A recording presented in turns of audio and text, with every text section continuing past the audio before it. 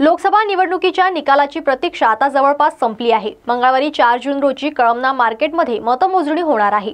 त्यासाठी प्रशासनाने तयारी पूर्ण केली आहे। कळमना मार्केटला आता पोलीस धावणीचे स्वरूप आले आहे। कळमना मार्केट 3 ते 5 जून या कालावधीत सर्वसामान्यांसाठी बंद ठेवण्यात आले आहे। नागपुरात उद्याच्या लोकसभा निवडणुकीची मतमोजणीची रंगीत तालीम सुरू आहे। यात कोण विजयी ठरणार याकडे राज्यासह अवघ्या देशाचे लक्ष लागलेले आहे। सुरुवातीला टपालाची मतमोजणी होणार असून दुसऱ्या टप्प्यात ईव्हीएमची मतमोजणी होणार आहे। यावेळेला पोलीस बंदोबस्त तैनात करण्यात आली आहे।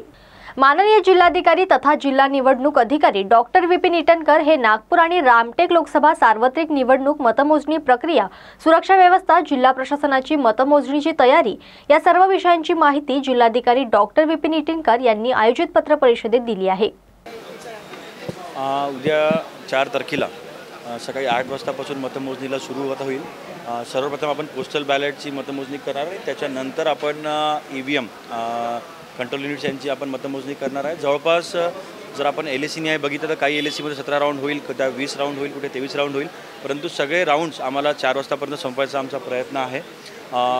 ते झालं की त्याच्यानंतर आपण जे मॅन्डेटरी 5 VVPATचे स्लिप्स मतमोजणी करतो ते आपण सुरू करू, जेणेकरून आणि उद्या जर बघितलं उन्हाचाही त्रास आहे, पाऊसही येऊ शकतो, त्यामुळे दोन्ही आम्ही कूलर्स, AC, फॅनची पण अरेंजमेंट केलेली आहे।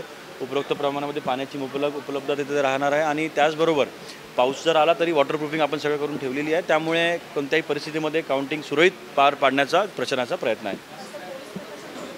जवळपास 2 ते 2,500 पोलीस कर्मचारी त्या IPMCच्या गोडाऊनच्या परिसरामध्ये उपस्थित राहील, जेणेकरून कसलीच अनुचित घटना तिथं घटू नये आणि समन्वयामध्ये उद्याची काउंटिंग प्रोसेस पार पडेल।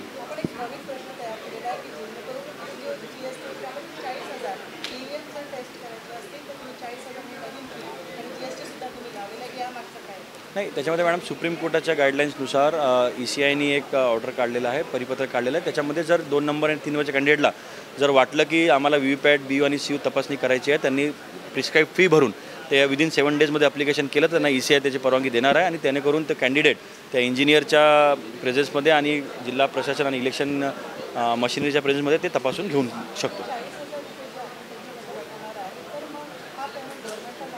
गव्हर्नमेंट ट्रेजरीमध्ये जाणार।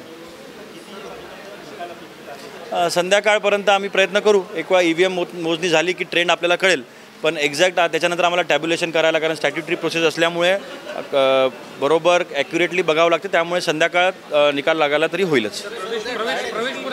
ज्यांना ECIने आय कार्ड दिलेले आहे त्याच पत्रकारांना मीडिया सेंटरमध्ये अलाउड करू। जवळपास 240 टेबल आपण दोन्ही मतदारसंघ केलेले आहे, जेणेकरून एका वेळेस 240 EVMs मोजले जाईल। थँक्यू। हाय केलेलं आहे। हां।